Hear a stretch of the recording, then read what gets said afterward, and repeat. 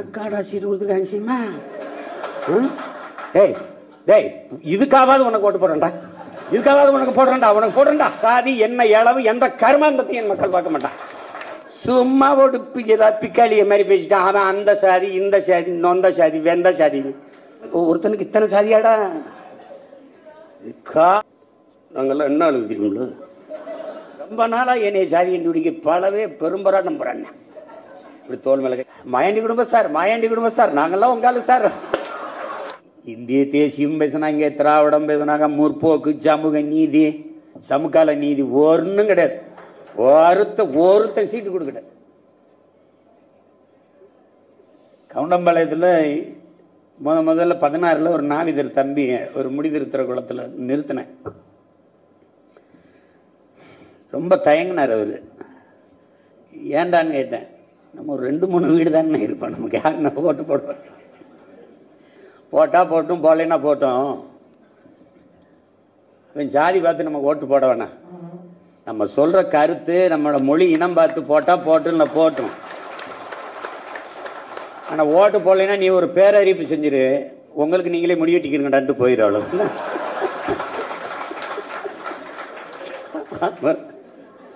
பாளையங்கோட்டையில் ஒரு தம்பி பட்டன், அவன் பேர் வச்சுக்காங்க பாருங்க, பட்டன்னு பேரு. அது சின்ன பையலா இருப்பான், ஒல்லியா இருப்பான். அவனுக்கு வண்ணாரு, அவரை நிறுத்திட்டேன். அங்கே அடர்த்தியா இஸ்லாமியர்கள் நாடார்கள் இவங்க தான் இருப்பாங்க, அவங்களுக்கு தான் சீட்டு கொடுப்பாங்கன்னு நினச்சிட்டு இருந்திருக்காங்க. இவன் கும்பிட்டு ஓட்டு கட்டிட்டு சின்ன பையன் போயிட்டு இருக்கும்போது திண்ணையில் ஒரு 2 பெருசு இருந்துக்கிட்டு, இவன்ப்பா யாருப்பா நீ, என்னப்பா போட்டிடுறியா, என்ன கட்சி, சீமா கட்சியா, நாம் தமிழரா, எந்த ஊருப்பா, சாதியை தெரிஞ்சுக்கிறேன், வேற என்ன வெங்காயத்துக்கு விசாரிக்க போறாங்க, எந்த ஊருப்பா, உன் பேரு பட்டனா, அது உங்க அப்பா பேர் என்ன, உங்க அப்பா என்ன வேலை செய்யறாரு, அதுனா அவன் படகுன்னு இந்த கிழமை எது கேட்குறான்னு தெரிஞ்சா, ஐயா நான் வண்ணாருங்கய்யா, அவனே அவன் ஏன்னா ஏன் தம்பி இல்லை, நீ எதுக்கே சுற்றி வளர்த்து காட்டிக்கிட்டு இருக்க, ஏவாப்பா நான் வண்ணாரு டோபிங்க, அப்படியா உனக்காடா சீட்டு கொடுத்துருக்காங்க சீமா. டேய் டேய், இதுக்காவது உனக்கு ஓட்டு போடுறேன்டா, இதுக்காவது உனக்கு போடுறேன்டா, உனக்கு போடுறேன்டா. போட்டா போடு, போடலைன்னா போ. நம்ம கருத்து அப்படிதான். உனக்கு நல்லது செய்யறதுக்கு நான் காலில் விழுந்தாலும் கும்பிட்டுக்கிட்டு இருக்க முடியாது. நல்லது செய்யணும்னு வந்துட்டேன், அதில் காசு கொடுத்து என்ன செய்யறது, நீ தான் எனக்கு காசு கொடுத்து செய்ய சொல்லணும். அது மாதிரி தான், அதெல்லாம் ஒன்றும் கிடையாது, சும்மா கடை பேசிட்டு இருப்பான் அவன், எதாவது பேசிட்டு இருப்பான். தஞ்சாவூரில் எல்லாம் கல்லறை தான் நிப்பாட்டணுன்ட்டு. நான் மருத்துவர் குளத்தில் நாவிதரில் ஒரு தங்கச்சி நிப்பாட்டினேன். என் தம்பி அதை தங்கச்சி நிப்பாட்டுவோன்னு சொன்னது யார் தெரியுமில்ல, கந்தசாமி. அவன் அவன் சொல்கிறான் நிப்பாட்டோம்னே, தங்கச்சி நிப்பாட்டோம்னே. அவன் கணவன் அருமையாக வேலை செய்வானா, அவன் யாரு, அருந்ததீர். நிப்பாட்டின 20,000 வாக்கு வாங்கினான். என்ன சும்மா போடுவான். பொது தொகுதியில் ஆதித்தமிழரை நிப்பாட்டினேன். பொது தொகுதியில் இப்போ எங்கள் அண்ணங்கெல்லாம் கேப்டன் துறை என்ன எங்கள் அண்ணன் ராமசாமி எல்லாம் வருத்தப்படுறாங்க, எங்களுக்கு இருந்ததில் 3 தொகுதியில் 1 எடுத்துட்டாங்க அப்படின்னு. இருக்கிற 234 தொகுதி நம்ம தொகுதி தான். நீங்க பேசாம நமக்கு என்ன அவன் கொடுக்கறது. நான் நிப்பாட்ட பொது தொகுதியில் நான் நிறுத்தின இடங்கள்ல என் தங்கச்சி தம்பியில் ஆதி தமிழ் குடிகளை நிறுத்தினேன், பறையரை நிறுத்தினேன், தேவேந்திரரை நிறுத்தினேன். நான் நிறுத்தின இடங்கள்ல எல்லாம் அதிக வாக்கு. ராதாபுரம் அது நாடார் தொகுதி அப்படின்றது, அதான் ஏதோ பட்டயம் போட்டு கொடுத்துருப்பாங்க. அங்கே போய் சேசுராசின்னு ஒரு ஆதி தமிழ் குடியை தம்பியை நிறுத்திட்டேன். 22,000 வாக்கு வாங்கியிருக்கான். அவன் என்னைய பார்ப்பான், என் எண்ணத்தை பார்ப்பான். நான் இந்த மண்ணை மக்களை எவ்வளவு பேரன்பு கொண்டு காதலிக்கிறேன் கவனிப்பானே ஒழிய என்ன சாதி என்ன இளவு எந்த கர்மாந்தத்தையும் என் மக்கள் பார்க்க மாட்டான். அப்படிதான் போகணும். மாற்றம்ங்கிறது இப்படிதான் மாற்றம். அடர்த்தியா எந்த சமூகம் இருக்கோ அந்த சமூகத்துக்கு வாய்ப்பு கொடுத்துட்டு போயிட்டு இருந்தா அப்புறம் எப்படி? ஆதி தமிழ் குடிகள் அரசியல் அங்கீகாரமற்ற ஒரு அடிமைகளாக அடிப்படை உரிமையை கூட பெற முடியாத அடிமைகளாக நாம் தள்ளப்பட்டுட்டோங்கிறதா உண்மை. மீட்சிங்கிறது அங்கிருந்தா வரணும், வேர்ல இருந்தா எல்லாம் மரத்துக்கு வரணும். நீ பூவையும் காயையும் கனியுமே பார்த்துட்டு இருக்க. மரம் கூட தன் மலரை பூவை கீழே ஊத்து வேருக்கு நன்றி சொல்லுது. நாம அதை மறந்துட்டு திரிவோம். அண்ணன் வந்து பேசும்போது எல்லாரும் என்ன இப்படி பேசுறாரு அப்படின்னு நினைப்பான். குறவர் தாங்க நம்ம நம்ம எல்லாம் குறப்பை மக்கடா சொல்லும்போது அவெல்லாம் என்ன இப்படி பேசு. ஆதிக்குடிய வந்தானே, குறவர் குல தலைவன் தானே நம்ம இறைவன் முருகன். அதுல என்ன சந்தேகம் இருக்குது? சாதி பத்தினா வேணா அவனை கும்பிடாம போ, நாங்க கும்பிட்டுக்கிறோம் நல்லபடியா. அதுல இருந்துதான் அடுத்த குடி கீழே இறங்குறோம். காடும் காடு சார்ந்த இடமும் அங்க வர்றோம், மலையும் மலை சார்ந்த இடமும். குறிஞ்சி, அங்க குறிஞ்சி மலர் இருந்ததுனால குறிஞ்சின்னு அந்த திணையை வகுத்தாங்க நம்ம முன்னோர்கள்.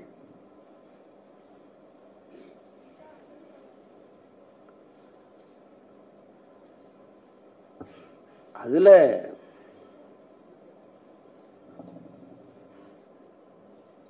அதுக்கு கீழே இறங்கி வர்றோம். அங்க வேட்டையாடி சாப்பிட்டோம் குறவர் குடியா இருக்கும்போது. அங்கே விவசாயம் பண்ணோம், கிழங்குகள் கனிகள் இதெல்லாம் இதெல்லாம் விவசாயம் பண்ணோம். அப்புறம் கீழே இறங்கி வந்தோம். வேட்டையாடி உண்ட விலங்குகளை நம்ம ஏன் வளர்த்து உண்ணக்கூடாதுன்னு முடிவெடுத்தோம். அங்கே ஆடு மாடுகளை வளர்க்க தொடங்கினோம். அங்கே ஆயர் குடியானோம். ஆயர்னா மேய்ப்பன் அர்த்தம்.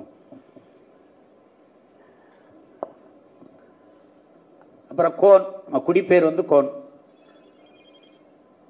அந்த கூட்டத்தின் தலைவன் கையில் ஒரு கோல் இருக்கும். அதனால அது கோன் அப்படின்னு பேரு. கோன் என்றால் உங்களுக்கு தெரியும், அரசன் என்று பொருள். வரப்புயர நீர் உயரும், நீர் உயர நெல் உயரும், நெல் உயர குடி உயரும், குடி உயர கோல் உயரும், கோல் உயர கோன் உயர்வான் அப்படின்னா அரசன். அதை சொல்றதுக்கு நமக்கு வெக்கம். அதனால யாதவ்னு சொல்லிடணும். நான் பறையன் ஆதி தமிழன்னு திமிரா பேசுறது தலித்து ஏதோ ஒண்ணு. இது ஒரு நோய் தான். அரசன்ங்கிறத விட ஒரு சிறப்பு என்ன இருக்குது பாருங்க. கோன் அப்படின்னு அரசன் அப்படிங்கிறத விட ஒரு என்ன இருக்குது? பொது புத்தியில் அப்படி விதைச்சு விட்டுருது. நாங்க தேசிய இனமா அப்படியே திரள போறோம். இந்தியாவே ஒரு தேசமே இல்லைங்கிற அப்புறம் தேசிய இனமா என்னங்கிட்ட போ. பீகார்ல போய் சீட் வாங்கி நில்லு தேர்தல்ல. ஆனா கொடுத்தா என்ன? என் பாட்டை அழகுமுத்துக்கு நான் வைக்கிறேன், நான் வணக்கம் செலுத்துறேன். பீகார்லயும் உத்தரப்பிரதேசத்துல ஒரு இடத்துல வைக்க சொல்றா, ஒரு சிலையை வைக்க சொல்ற, படத்தை வச்சு பூ போட சொல்றா. என்னத்தையாவது பேசிட்டு.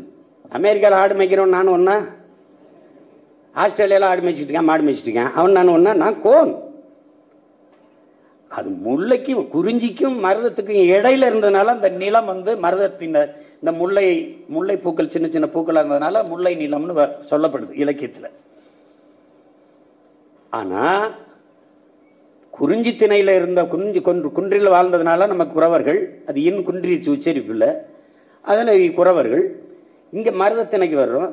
இப்படி இந்த நகர்ந்து வரும்போது இது நிலம் பள்ளமா இருக்கு. அதனால அங்க வாழ்ந்ததுனால நம்ம அந்த பள்ளர்கள் என்று அழைக்கப்பட்டோம்.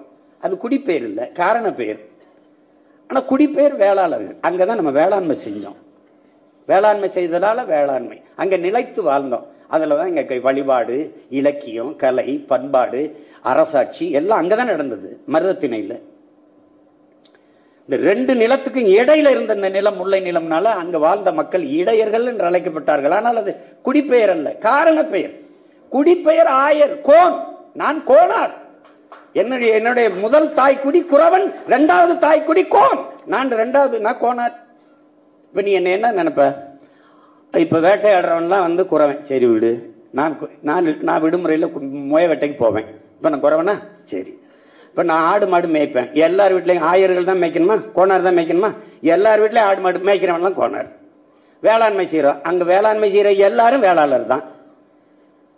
என் சொந்தக்காரன் கடல்ல மீன் பிடிக்கிறான், மீனவன். நான் குளத்துல மீன் பிடிக்கிறேன், நானும் மீனவன். தட்சாலி வரானார். அனைத்தும் யாமே. சும்மா ஒரு ஏதாவது பிக்காளிய மாதிரி பேசிட்டான். அவன் அந்த சாதி, இந்த சாதி, நொந்த சாதி, வெந்த சாதி வச்சுக்கிட்டு அப்பா பெருபாடா இருக்கு. அதுல ஒரு வழி தோய்ந்த ஒரு பயணம் தான் இது. நினைச்சு பார்ப்பேன், நம்மளும் வரலைன்னா ரொம்ப நாதியற்று போயிருந்திருக்கும் இருக்கடா அந்த கூட்டம். அதனால இந்த எளிய பிள்ளைகளை நம்பி இந்த பிள்ளைகளுக்கு நம்ம துணை நிற்கணும்னு வந்த என்னுடைய அண்ணன், கருஞ்சிறுத்தைகள் கட்சியினுடைய நிறுவனர் கேப்டன் துரை அவர்களுக்கும், தமிழ் தேசிய மலைநாடு மக்கள் கட்சியினுடைய தலைவர் என்னுடைய அண்ணன் ராமசாமி, அவங்க அண்ணன் ராமசாமி ரொம்ப நாளாக எங்க கூட தான் இருக்காரு. கேப்டன் துரை என்ன இப்போதான் இந்த தேர்தலில் இடைத்தேர்தலில் இணைஞ்சாங்க. என் தம்பி ராஜா கூட எனக்கு பதிவு போட்டிருந்தான், அண்ணே நான் திடீர்னு பார்த்தேன்னே ரொம்ப மகிழ்ச்சியா இருக்குன்னே, நம்ம பழந்தமிழர்களுக்கு நீங்க இப்படி பாசுற தொடங்குறது அப்படின்றான். அவன் மருத்துவர் குலத்தை சேர்ந்தவன், அவர் இயக்க வச்சிருக்கான், நல்லா போராடக்கூடிய போராளி. அதுலேயும் சிக்கல், எங்களுக்கு அந்த பொழப்பும் போயிடுச்சு. எல்லாம் வட இந்திய வெட்டிக்கிட்டு இருக்காங்க. நாங்கள் என்ன பண்ணுறோன்னு தெரியல. பிச்சை எடுக்கிற வேலையும் எனக்கு இருக்காது. எந்த நிறுத்தத்தில் பார்த்தாலும் இந்திக்காரன் பிச்சை எடுத்துட்டு இருக்கான். ஐயோ, இந்த வேலையும் கூட நம்ம கிடைக்காம போயிருந்துருக்கடா. கோச்சுக்கிறாங்க, ரொம்ப பாவம் பார்க்குறாங்க. ஹியூமானிட்டி இதெல்லாம். நான் சாகும்போது இந்த ஹியூமானிட்டிலாம் எங்கே எந்த பக்கம் போய் பாங்கன்னு தெரியல. இதெல்லாம் ஐயோ பாவம். எங்களுக்காண்ட அந்த வார்த்தை வர மாட்டேங்குது. எங்களுக்கு நாங்கள் அடிபடும் போது வராது. கொடுமை இது. சும்மா நம்ம வெற்றுக்கு முழக்கத்துக்கு ஒரு இதுக்காக வைக்கல. ஆதித்தமிழர் விடுதலை இல்லாத மீதி தமிழர் விடுதலை வெல்லாதுங்கிறத வெற்று முழக்கத்துக்கு நம்ம வைக்கல. உளமாற உணர்ந்து தான் நம்ம இந்த முழக்கத்தை முன் வச்சோம். அதில் ஆதி தமிழ் குடிகள் அவர்கள் அரசியலாக வலிமை பெற்று அதிகாரத்திற்கு வராது இந்த தமிழ் சமூகம் மேம்படாது. இது கால் உறுதியா இல்லாம உடம்ப தாங்க முடியாது. கால் உறுதியா இருக்கணும். அதான் சேகவரா சொல்றான்ல, ஒரு போராளியின் முதல் தகுதி உறுதியான கால்கள், ஒட்டிய வயிறு, எளிய சுமைங்கிறான். அப்ப இந்த உறுதியான கால்கள் இருக்கணும்னா ஆதி தமிழ் குடிகள் வலிமை பெறணும். அது இல்லைன்னா ஒன்றும் பண்ண முடியாது. அப்ப அதனாலதான் நம்ம இந்த பாசறையை நம்ம தொடங்குறோம். இதுல பொறுப்பாளர்களாக அண்ணன் கேப்டன் துரை, ஐயா அண்ணன் ராமசாமி இவர்கள் அவர்களே நியமித்து இயங்குவார்கள். நீங்க இயங்குங்க, நாங்க எப்பவும் உங்க கூடவே இருப்போம், உங்களுக்காக இருப்போம்.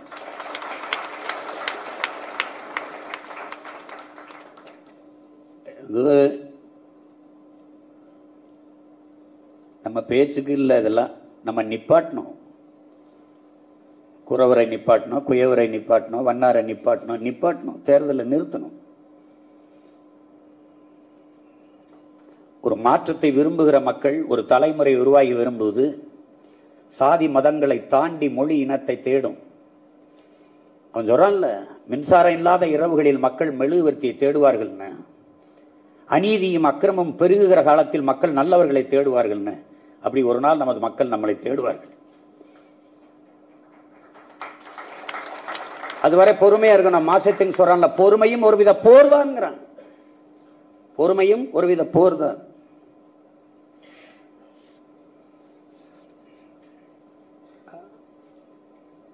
நம்முடைய தலைவர் நமக்கு என்ன சொல்றாரு? பொறுமை அதனுடைய வேர் எப்போதும் கசப்பா இருக்குங்கிறாரு. ஆனா அதுல ஒரு கனி மிகவும் தித்திப்பாக இருக்குங்கிறாரு. அது மாதிரி கொஞ்சம் பொறுத்து தான் இருக்கணும். நமக்கான சூழல், நமக்கான காலம் அது உருவாகிற வரை அதை நாம் உருவாக்கி கொண்டிருக்கிறோம். அது வருகிற வரை காத்திருக்கணும்.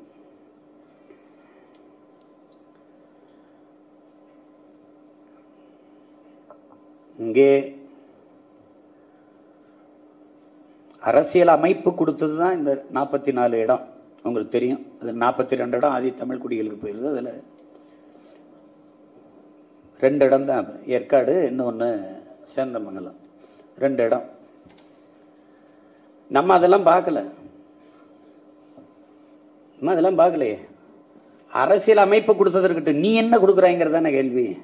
அதனாலதான் நாம பொது தொகுதியில் வம்படியா நிறுத்துறோம். அது நம்ம பேரறிவிப்பு செஞ்சோம். இவன் தமிழன், என் இனத்தவன், உன் உடன் பிறந்தவன் என்ற உணர்வு இருந்தால் அவனுக்கு வாக்கு போடு, ஓட்டு போடு. இவன் தாழ்த்தப்பட்டவன் என்ற எண்ணம் இருந்தால் போற்றாத. உன் ஓட்டு எனக்கு தீட்டுன்னு சொன்னது சும்மா பேச்சுக்கலாம்னு சொல்லலை. நம்ம சொல்லலை. பார் கொடுமை. 6-7 நாள் பள்ளிக்கூடத்துக்கு போகாமல் பிள்ளைங்க பட்டினி கிடந்து போராடி சாதி சான்றிதழ் வாங்க வேண்டியது. அதுதான் அண்ணன் போலேன்னா கண்டிருக்க மாட்டாங்க. உடனே வண்டி எடுப்பா போகலாம் பண்ண தம்பி கலைஞ்சிட்டு நான் பேசி சரி நாளைக்கு போயிட்டு வந்துடுவோம் வாங்க இன்னும் போய் அப்புறம் போட்டு வாங்க வேண்டியது 150 சான்றிதழ். இப்போ தான் 150 வாங்கியிருக்கு. அதில் குறவர்னு போட்டால் தரமாட்டானா, குறவன் அப்படின்னு போடணுமா? எழுத்து பிள்ளை. நம்மள சொல்லுவாங்க திராவிட சுடுகாடு. சுடுகாடுன்னு எப்படி சொல்லுவா? அது இலக்கணப்பில் இடுகாடுன்னு சொல்லணும். ஏன்னா நான் எவரையும் எரிக்கிறேன் போதிச்சிருக்காங்களா? சரிப்பா திராவிட இடுகாடுப்பா அப்படிப்பா. இவங்க பண்ண அக்கிரமம் மாதிரி நம்ம இனத்திற்கு பண்ண கொடுமை மாதிரி வரலாற்று துரோகங்களை நமக்கு செஞ்சுட்டாங்க. பெரிய துரோகங்களை செஞ்சு இந்த இனத்திற்கு எந்த அடையாளம் இல்லாம ஒழிச்சு, எந்த பெருமையும் இல்லாம ஆதி குடிகளுக்கு, குறவர் குடிகளுக்கு அரசியல் வலிமை இல்லை. அவங்க பேசும்போது எவ்வளவு வலிதோ இந்த மொழி வந்தது பாருங்க. எப்படி சொல்ல, எவ்வளவு பிரச்சனை இருக்கு பாருங்க நமக்கு.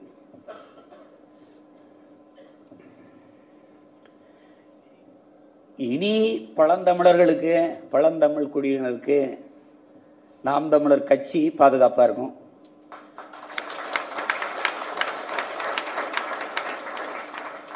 கொஞ்ச நாளுக்கு அப்புறம் நாம் தமிழர் அரசு பாதுகாப்பா இருக்கும்.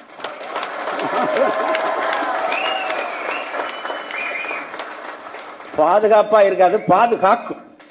பாதுகாக்கும்.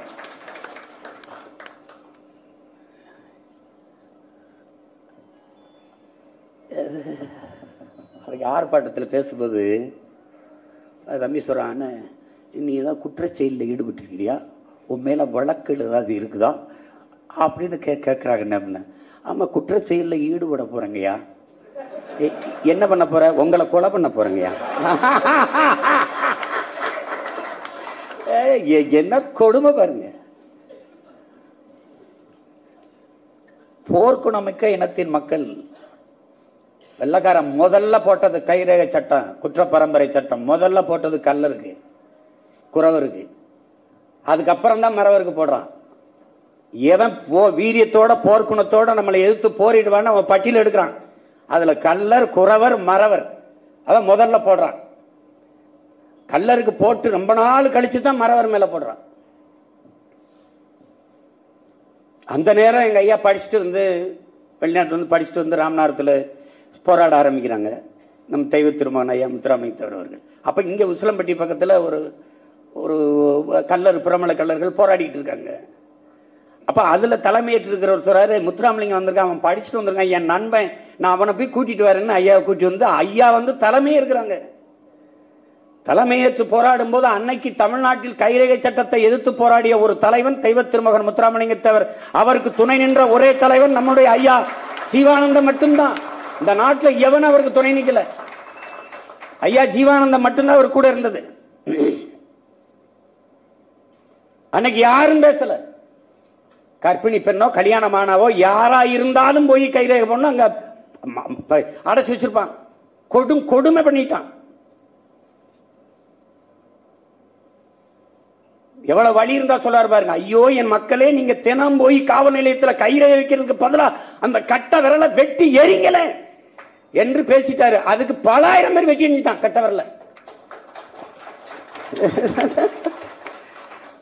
அதை தகர்த்தி அந்த சட்டத்தை அதுக்கப்புறம் கல்வி கற்று இன்னைக்கு படிச்சு கொடுமை எங்களுக்கு என்ன பாடு இந்த தமிழ் சமூகத்தை படுத்தி வச்சிருந்தாங்க பாருங்க. இவங்க முற்போக்கு பேசுவாங்க, சமூக நீதி பேசுவாங்க, ஒரு ஏளவும் கிடையாது. எவனும் நம்ம கூட நிக்கல.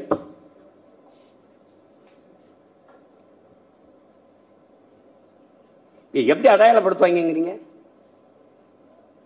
சாதிய எண்ணம் கொண்டவன் அரசியலுக்கு வந்தால் நாடு நாசமாகிவிடும். சாதிய சிந்தனை கொண்டவன் இறைவனை வழிபடவே தகுதியற்றவன். உழைக்கிற கை தாழ்ந்தது, உண்கிற கை உயர்ந்தது என்கிற எண்ணம் எவருக்கும் இருக்கக்கூடாது. இறைவனுக்கு முன்பு இருகையும் இணைந்து வணங்குவது போல தாழ்த்தப்பட்டவன், ஒடுக்கப்பட்டவன், பிற்படுத்தப்பட்டவன் என்ற எண்ணம் இல்லாமல் எல்லோரும் ஒன்றாக இருக்க வேண்டும் என்று பேசிய இவர் தான் இன்றைக்கு சாதி வெறியர் இருக்கிறார். இப்படி அடையாளப்படுத்தி வச்சிருப்பாங்க.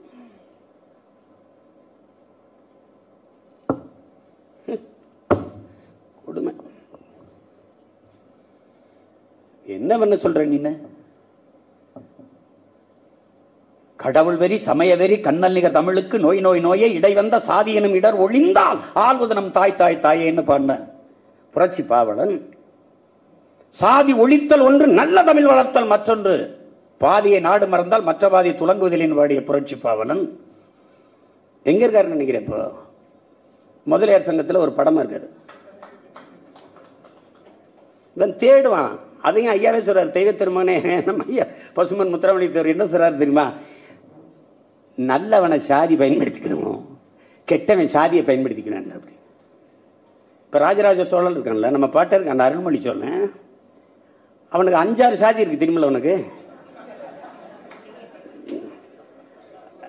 ராஜராஜ சோழ உடையார், ராஜராஜ சோழ வன்னியர், ராஜராஜ சோழ தேவர், ராஜராஜ சோழ தேவேந்திரர். பக்கத்தில் ஒரே ஒரு சுவரொட்டி, அருண்மொழி சோழன் அரசனுக்கு அரசன், அருண்மொழி சோழன் தமிழ் பெரும் பாட்டன், நாம் தமிழர் கட்சி. எப்படி? ஐயோ, ஒரு அப்பனுக்கு ஒருத்தனுக்கு இத்தனை சாதியாடா? கால கொடுமை. எப்படிரா இந்த கதை தான் நம்ம கொடுமை இருக்க. அதான் நல்லவனை பயன்படுத்திக்கிறது, கெட்டவன் சாதியை பயன்படுத்திக்கிறோம். நாங்கெல்லாம் என்ன அழுதுங்களோ, ரொம்ப நாளா என்னைய சாதி கண்டுபிடிக்க பலவே பெரும்பராட்டம் போறாங்க. இப்படி தோல் மேல கை விட்டுக்குருவான், செல்லமா கூட்டிட்டு போவான் தனியா. கேட்குறேன்னு தப்பா எடுத்துக்கிற கூடாது அப்படின்னு. அதான் வந்துட்டிய கேளு. அப்புறம் என்ன நீங்க என்னாலு நாங்க சித்தாளுங்க. ஏதாவது வீட்டில் பூச்சிகள் இருந்தா சொல்லுங்க, பூசி விட்டுப்போம். பூச்சிகள் இருந்தா சொல்லுங்க, பூசி விட்டுப்போம். போடா பிக்காளி போட. அதுதான் அன்னைக்கு தெரியல, இவ்வளவு விவரம் இல்லை, சின்னாலு. இன்னைக்குன்னா நாங்க நீங்க என்ன ஆளுங்க, ஒரே அடியை போட்டு நாங்க அடியாளுங்க.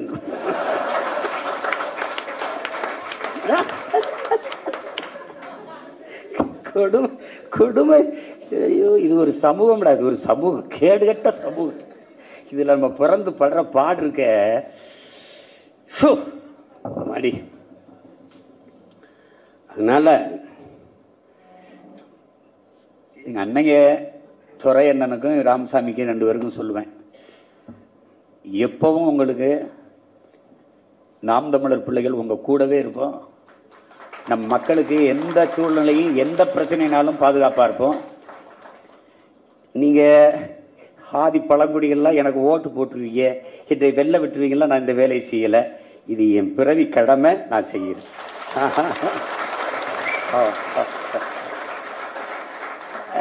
சொல்லுவாங்க, இஸ்லாமியர்களுக்காக நீ எல்லா போராட்டத்தையும் பங்கேற்கிற, எல்லாத்துக்கும் போராடுற, ஆனா அவங்க ஓட்டு போடுறது இல்லையே. நான் ஓட்டு கேட்கலையே அவன்கிட்ட.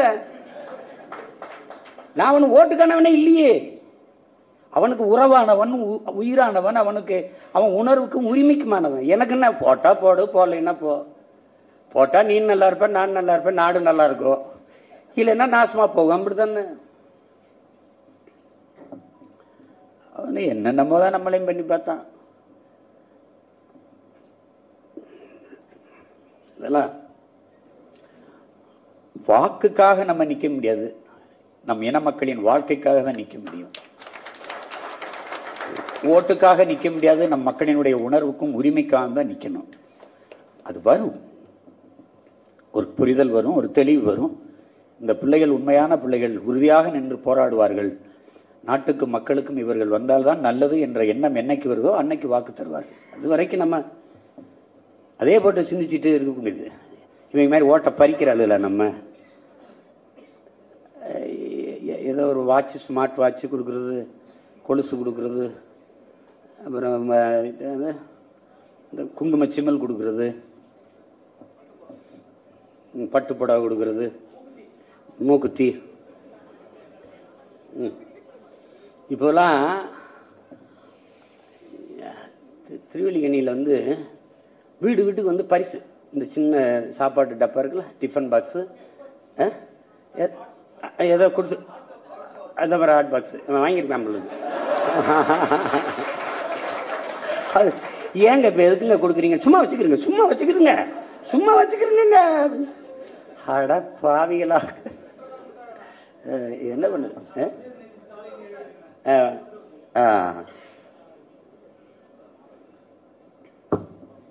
நடந்துருச்சு. நம்ம அண்ணங்க கேப்டன் துரையும் ஏ ராமசாமி அண்ணனும் எடுத்து வச்ச கருத்துக்களை நம்ம கேட்டோம். எத்தனை ஆண்டுகளா நமது இன மக்கள், ஆதி தமிழ் குடிகள் எவ்வளவு துயரத்தை தாங்கி நிற்கிறாங்கன்ட்டு.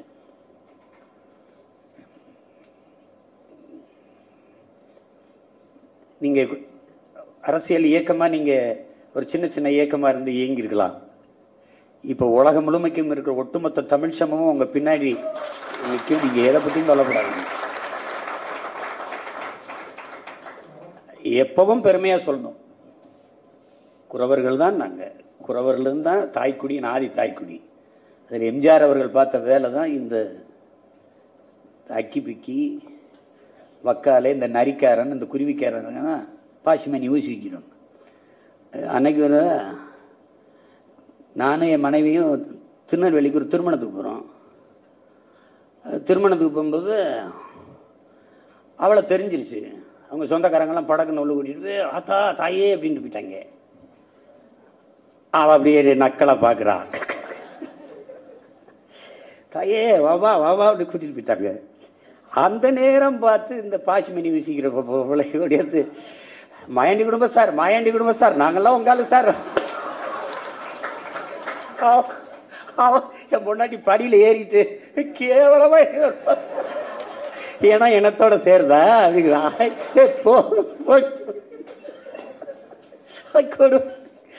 அப்பா சார், மாயாண்டி குடும்பம் sir, hello sir, sir sir போடு சார் போடு, பூரா எல்லாம் ஆள் சும்மா பாசி இதில் நிறைய பொங்க விட்டு சாமியார் மாதிரி உள்ள போறீங்களா?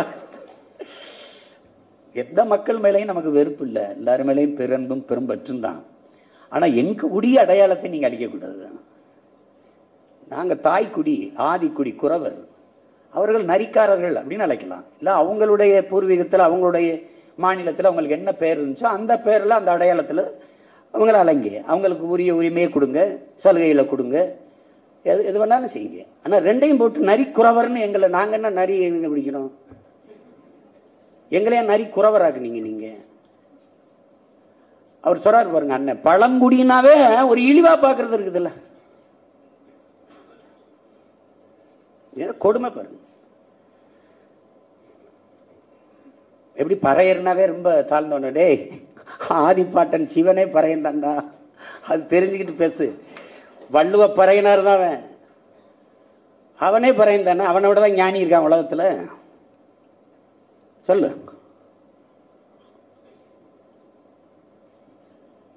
கொடுமை. இது எப்படி சொல்றது, இந்த மண்டைக்குள்ள தேவையில்லாத கழிவுகளை கொட்டி நிறைச்சிட்டாங்க இந்த மூளைக்குள்ள. அது எதையோ சிந்திச்சுட்டு கிடக்குது. பார்க்கும்போது கூத்தாடி பேர் அப்படின்னு, என் பாட்டை சிவனே கூத்தாடிதான், அவன் பேரே ஆடல் அரசன் தான். அப்ப நாங்க கூத்தாடி போய் மக்கள் தான் நாங்க.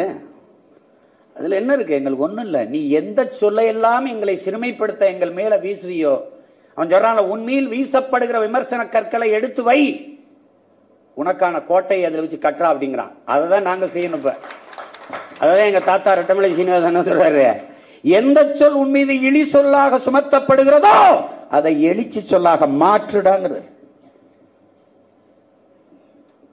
குறைப்பையில ஆமாடா நான் தான்டா குறைவேன், என்னடா அப்படின்னா அப்படி திமுதான் சரியா வரும்.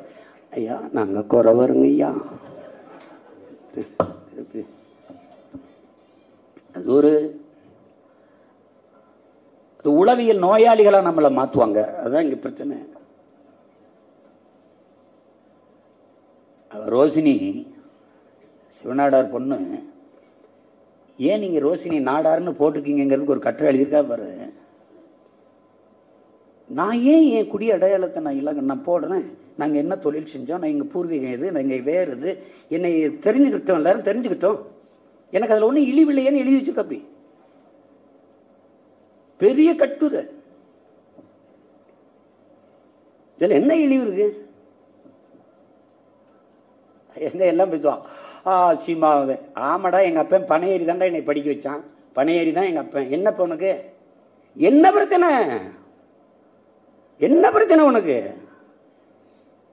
நானே இழிவாக்குறது இல்லை, நீ என்ன இழிவா நினைக்கிறதுக்கு உனக்கு என்ன பிரச்சனை? என்னடா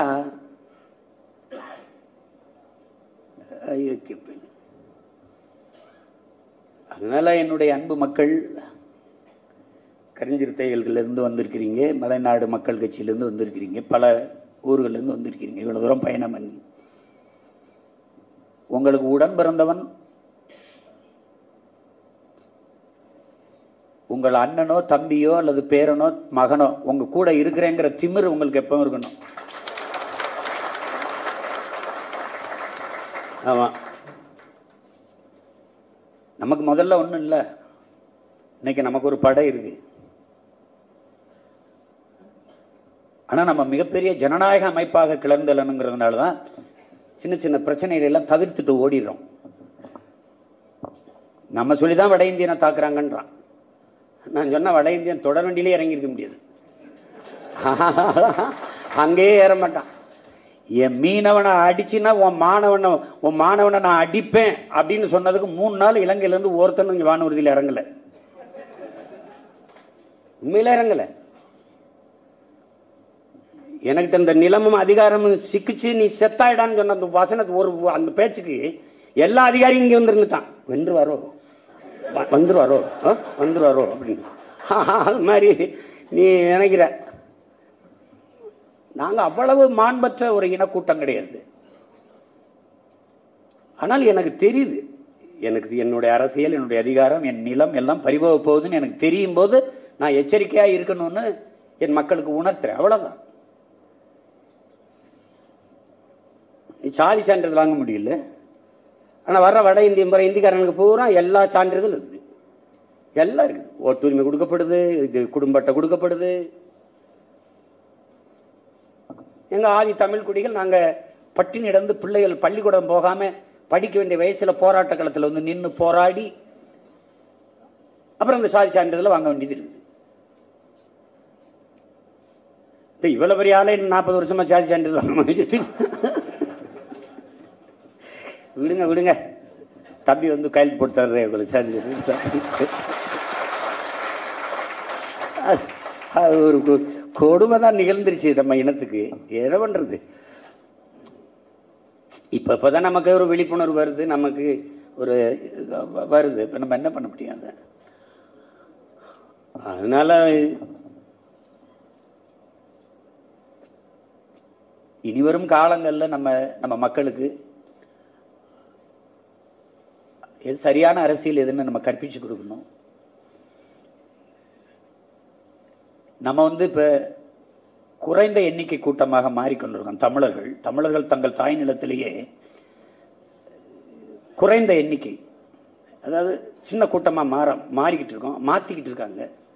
அப்படிங்கும்போது நம்ம இன்னும் எச்சரிக்கையோடு விழிப்புணர்வோடு இருந்து செயலாற்றணும். அதான் சரியா வரும். எல்லாருமா இணைஞ்சு இன்னும் 6 மாச காலம் இருக்கு, 24 தேர்தல் வந்துடும். அதனால விரைந்து களப்பணியாற்றி நமது இலக்கை தொடரும். இது வெல்லுமா, இதெல்லாம் வெல்லாது, இந்த அரசியல் கரை சேராது, இதெல்லாம் பேசிட்டு இருப்பான். அதெல்லாம் கவலைப்படாம களத்தில் நின்று வேலை செய்யணும்.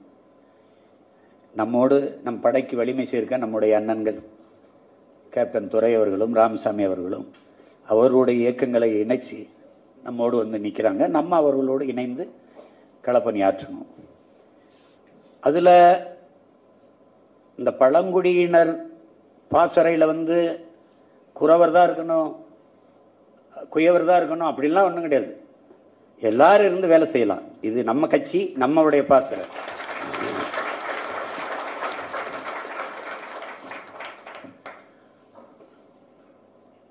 அது கவனத்தில் எடுத்துக்கிட்டு என் அன்பு உடன் பிறந்தார்கள், உயிருக்கினியவர்கள், ஒற்றுமையாக இருந்து களப்பணியாற்றுவோம். நம்மோடு இணைந்து இயங்குவதற்கு வந்திருக்கிற நம்முடைய அண்ணன்கள் ராமசாமி அவர்களுக்கும் கேப்டன் துரை அவர்களுக்கும், அவருடைய கருஞ்சிறுத்தைகள் கட்சி, அவருடைய மலைநாடு மக்கள் கட்சி, அதை சார்ந்த அனைவருக்கும் என்னுடைய அன்பும் வாழ்த்துக்களும் நன்றியும்.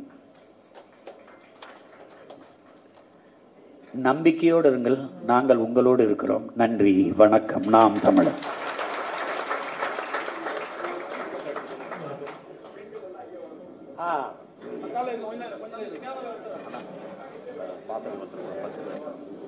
பாசல்